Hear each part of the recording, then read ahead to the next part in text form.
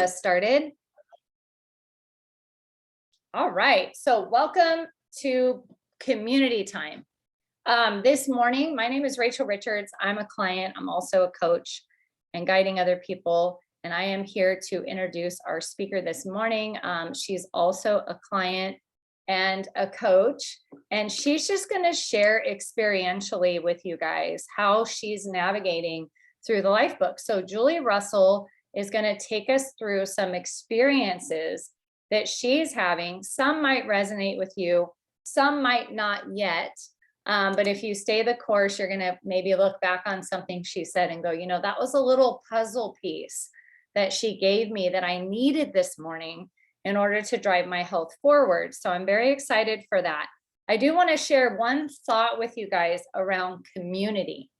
So this morning I was walking and I was listening to a podcast, and it said the reason that you have to recreate your community when you're going to change anything in your life, it doesn't matter what you're going to change.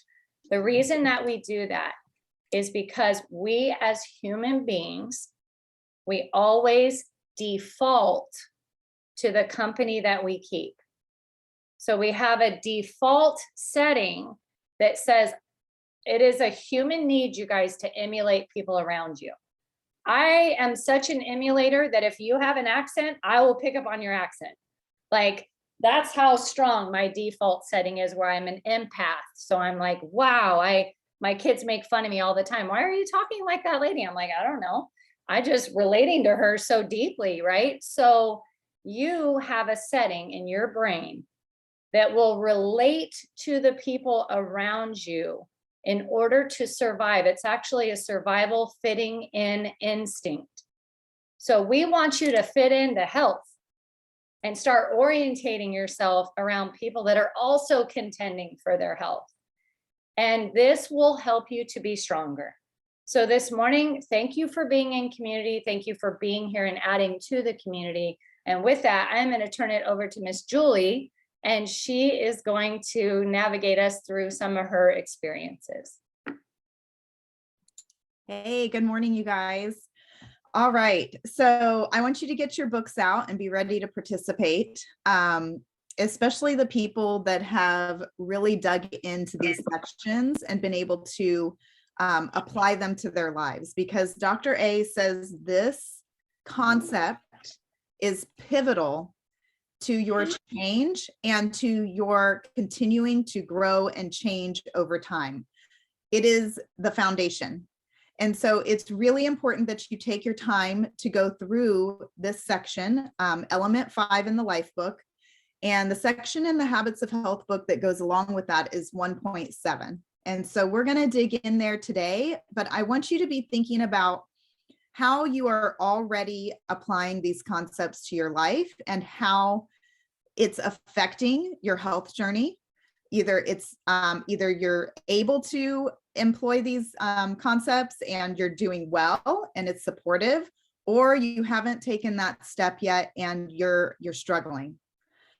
Because if we can make this switch and bring this piece into our health journey, I know that you're going to be so much more successful. So be thinking about how these things can be applied in your life, okay? So in element 4, we talked a lot about managing your own emotions and how that, internal conflict and how to stay above the line.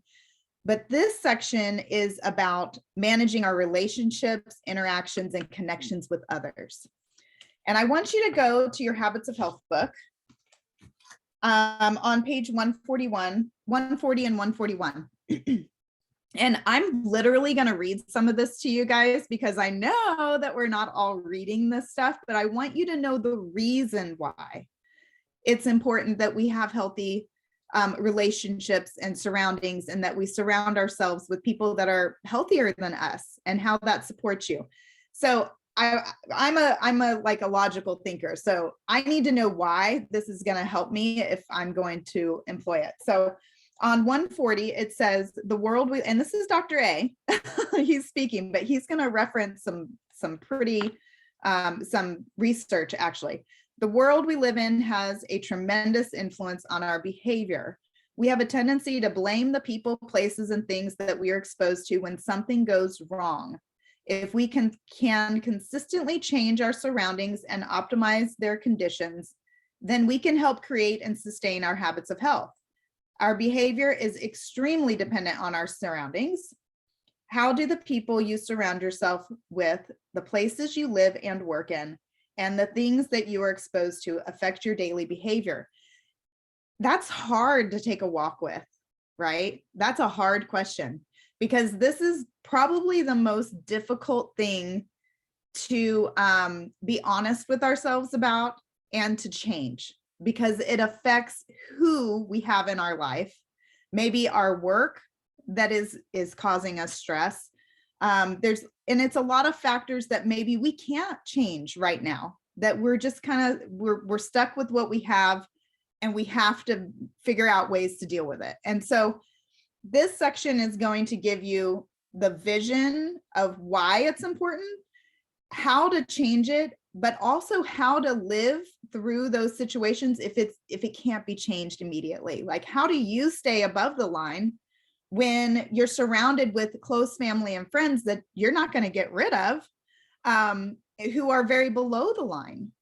How do you manage that emotions? How do you keep it from affecting your choices? So on 141, Dr. A is referencing a study that was done. And I want you to give you these facts, because sometimes we're like, that person doesn't really affect my life that much. It's not going to really affect. I mean, it's almost like talking to your teenager where you're like, you hang out with a bunch of kids that are drinking and partying all the time, guess what you're going to do? Because you're not that strong, and don't even kid yourself. So this is this type of situation. Our family and friends and coworkers have a tremendous impact on how we act, and their influence is a powerful contributor to how we eat, move, sleep, handle stress, spend our free time, and enjoy our occupations. That's it. So if we're going to have a healthy whole life, it's not going to just be food, because Dr. A really believes that it's not about the popcorn, the pizza, or the soda. It's about the emotional upheaval that happens in our life daily that we have no control over, or that we choose to ignore, that creates poor health habits, right? It influences us to not see it or take responsibility for it. We kind of just put our blinders on, and we just kind of sleepwalk through life. Down further on this page, it talks about how the people in your life are going to affect you. And this is an actual study that was done. And that's what I love about Dr. A, is he's not just picking this stuff out of the air. He is actually citing medical research that has been done. And you can see in the back of your Habits of Health book where he references these studies. If a friend of yours becomes obese, it increases your probability of becoming obese by 57%. 57% increase in you taking up their unhealthy habits and falling in line with their path towards obesity. If your sibling who has become heavy, there is a 40% probability that you're going to do likewise, and the spouse is 37%. Isn't that interesting that our friends have more influence over us than our spouse or our sibling? Man, community is a big deal. It's a huge influence in your life. And I'm not saying that so that you can blame and not take responsibility for that. Dr. A is actually challenging us to take responsibility for that. Your friends' habits are more important than the eating pattern in your family history. The takeaway message is that it is recommended that you avoid those in your life whose current actions and behaviors are not leading them to health and well-being. It is recommended, and if you cannot do this, at least ask them to support you on your journey.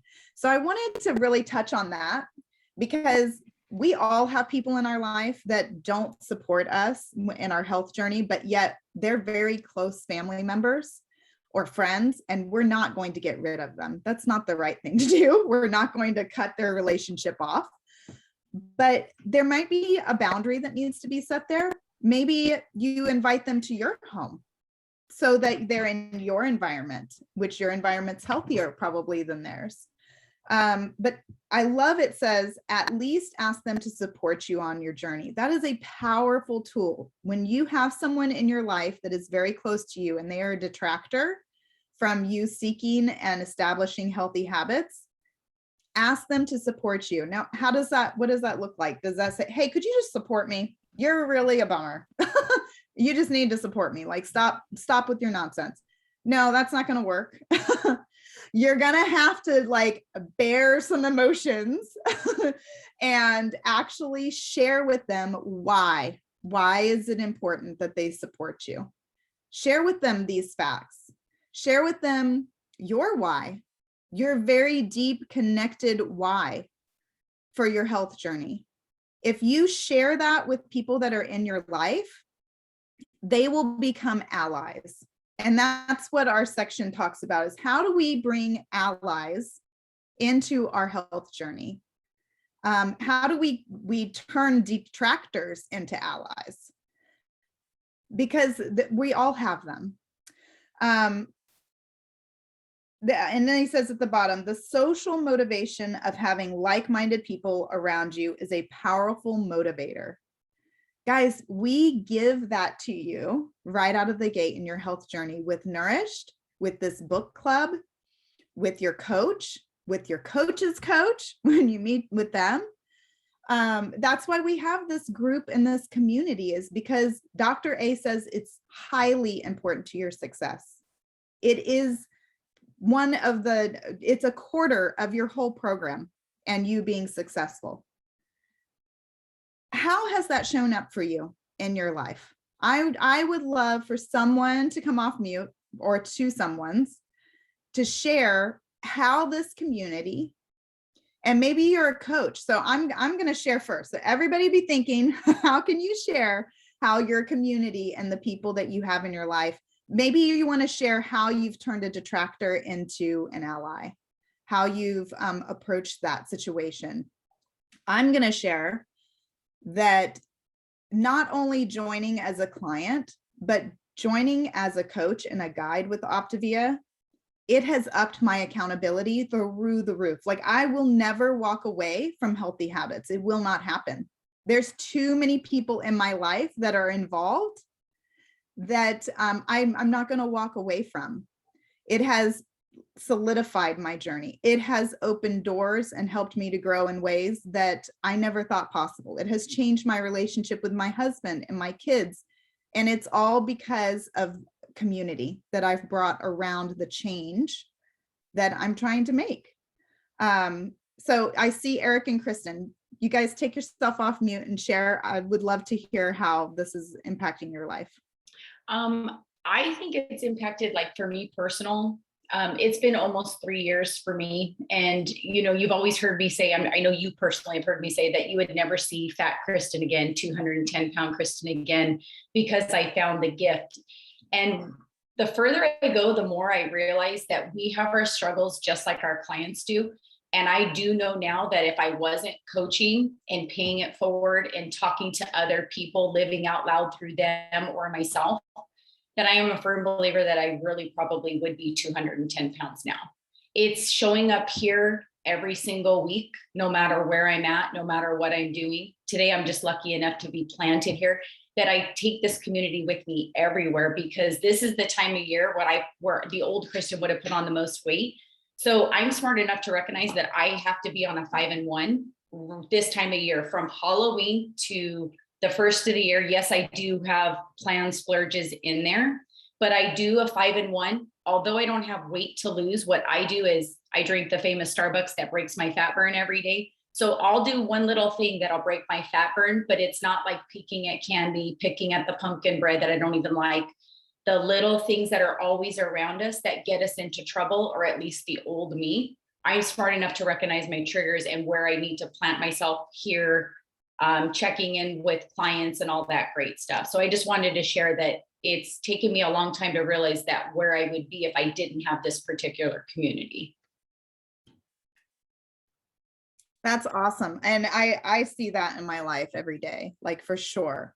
And that's funny that you said 210-pound Kristen would be back, because when I started my health coaching business, I told Brian, I'm like, well, you're never going to have chubby wife again, because I literally won't do that. I will always stay on this path. And it's not because I think, oh God, what do people think about me? What will people think about me? And I'm not saying that I don't have moments where, I splurge and I, eat off my program. But it's one time. And I'm so much quicker to come back to community and glean the strength that I can from the relationships that I'm building in this group. And it's really cool, because when you do that and you make it a purpose and a plan to help the people in your life get healthy, and it doesn't have to be that they join program and start a 5-in-1. That would be great. If they need to lose weight, that's an awesome way to do it. But just like sharing the things that I'm learning just with my thinking has helped the people in my life bring their thinking above the line. I was reading a book this week, and it was talking about how the brain, and I just want to touch on this. It's not quite in this element, but thinking is so important. Did you know your thoughts actually form neurons very quickly in your brain?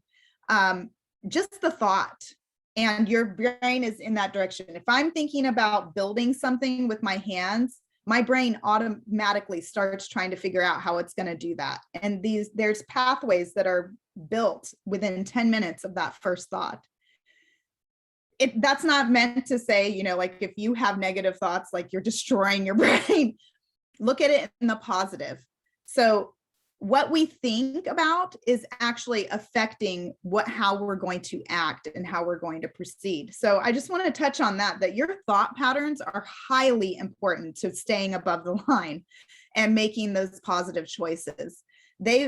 How you're thinking day in, day out. If you are closed, defensive, negative in your mind and how you think and see and perceive the world around you, you will become a cynical, closed, defensive person who has a very hard time having healthy relationships. And that's why Dr. A says this is so important to fix this, not fix, but work through this part of you as a person, because if you're closed and defensive, everything your coach says to you to challenge you, wall goes up, right? How are you going to grow when you're constantly building a wall? You're not going to have breakthrough. You're going to quit. I'm sorry to say. I've been coaching over 3 years. The wall builders, the defensive people, the closed and defensive attitude that people carry around with them when they come into our program, it causes them to quit. And so that's why he has this stuff so early in the life book, because he knows that until you can become open and curious and allow people to speak into your life and sharpen you, just by asking a question, like I'm not what's the word? I'm not the know-it-all that knows everything in these books, that has everything on lockdown. I'm experiencing it just like you. And just because I know these things doesn't mean that I do it perfectly every day. But if you're open to that growth, you're going to see it open up windows and doors in your life that you never thought possible. And it's going to be a whole heck of a lot more than a diet. And it's going to affect you in your life in tremendous ways. So just think about that. He talks about that on 128 in the life book, about being closed and defensive and wanting to be right versus open and curious and growth mindset. So one of those is working in the emotional brain, and the other is working in the thinking brain. And I think we know how those line up. When we're running an emotion, we can't receive. But when we're running in that thinking brain and really analyzing the situation, giving ourselves grace and being open to growth, then that's when the great things happen. And it really does affect the people around us. Dawn, go ahead and take yourself off mute. I'd love to hear what you have to share. Yeah, thanks. I want to kind of piggyback off of your little rabbit trail, if that's okay, because I actually wrote this down in this element. And it is very likely a compilation of mentor times with Rachel or Micah, or even team times with Jamil and you guys. I don't know where it came from, but I really like it. It might even be from Dr. A in the Habits of Health book, but chatter relates to fear. So what Julie's talking about is chatter that we have in our head, and it absolutely relates to fear.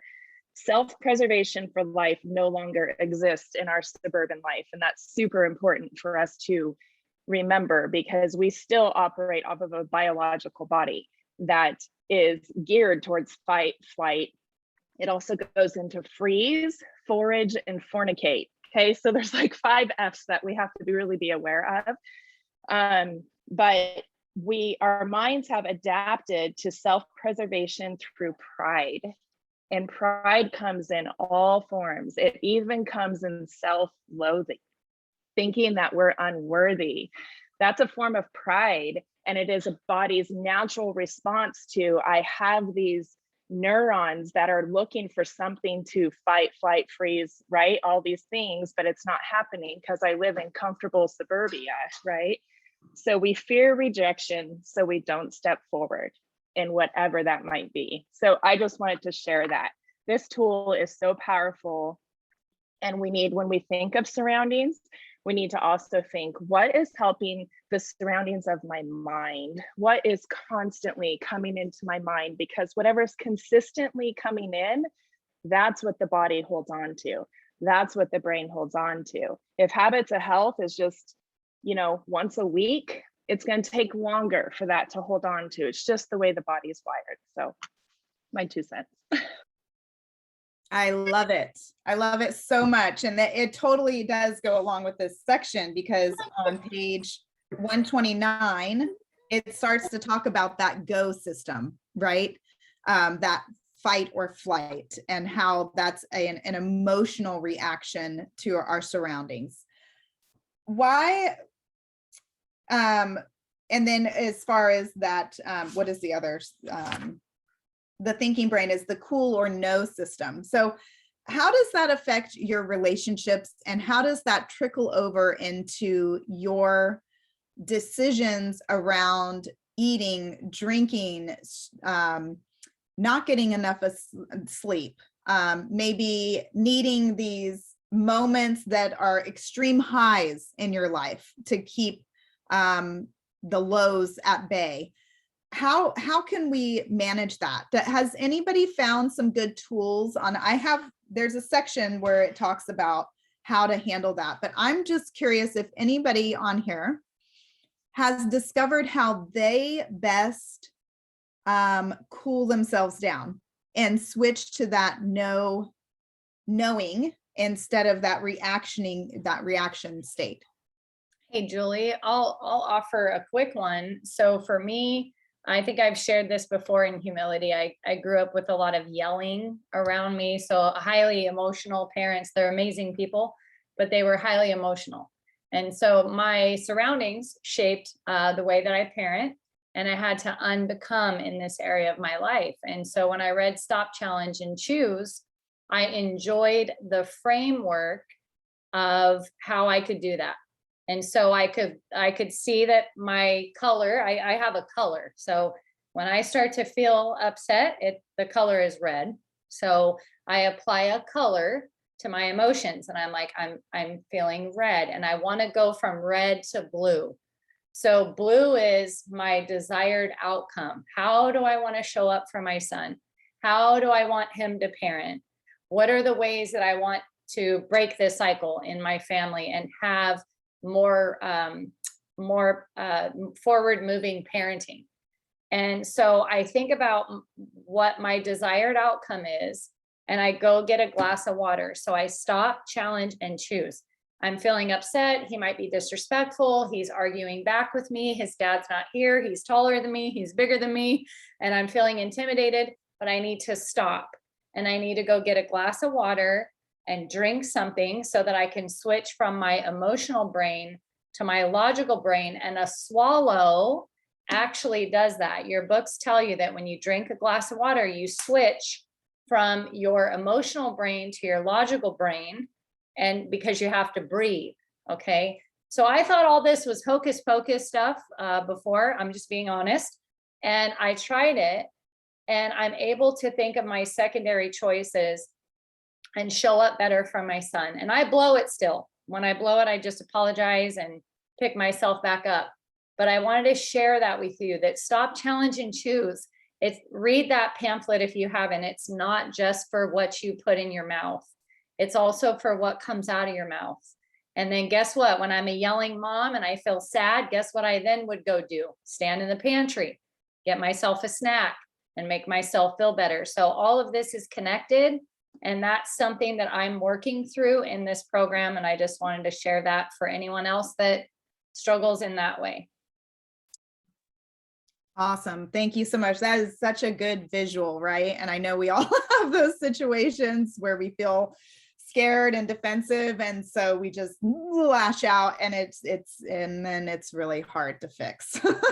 Then we get to humble ourselves and apologize and go through that mending process of with that relationship. Patrick and Sherry, would you like to share?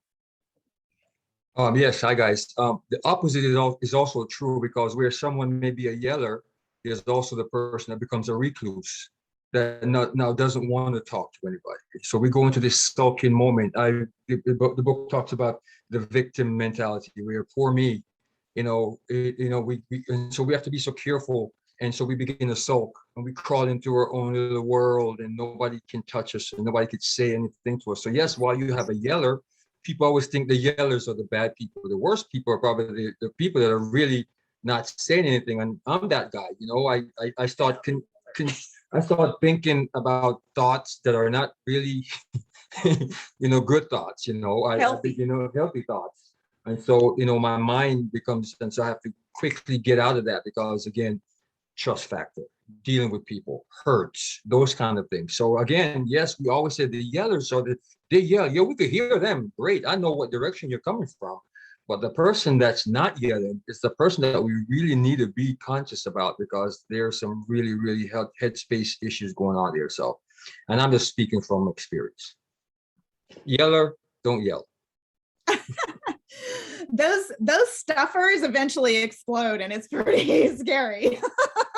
And that can cause even more damage in your relationship, right? Which causes stress in your life. And when you have that kind of emotional stress, your body's going to produce more cortisol. You're not going to sleep as well. And you begin to ruminate on those negative thoughts. And that rumination is not healthy. It will drag you to a place that is so destructive to what you're trying to create. And it will overflow on the people around you. And then you're dealing with that conflict of dealing with, how do I fix this with my spouse or my kid? They've lost trust in me because they can't, they don't know if I'm going to explode at the drop of a hat. Like, that is not a healthy environment for our family to live in. And I really think it's important that you take a walk with this week and do what Dr. A says on 133, check yourself before you wreck yourself. Just think about it. Just like, man, if I stop, challenge, and choose, but if I let this emotion explode out around onto the people that I love the most, what is going to be the impact on them long term? Are they going to trust me more? Are they going to feel more connected to me and loved? Or are they going to begin to build their own wall because they don't know what's going to happen next? guys, when we take responsibility, full responsibility for our part in that, our family will become healthier, and we will begin to experience community and communion with the people we love the most in such fulfilling ways that we're going to want to stay the course, and we're going to want to bring other people into that, because it is a good place to live. It is a good feeling.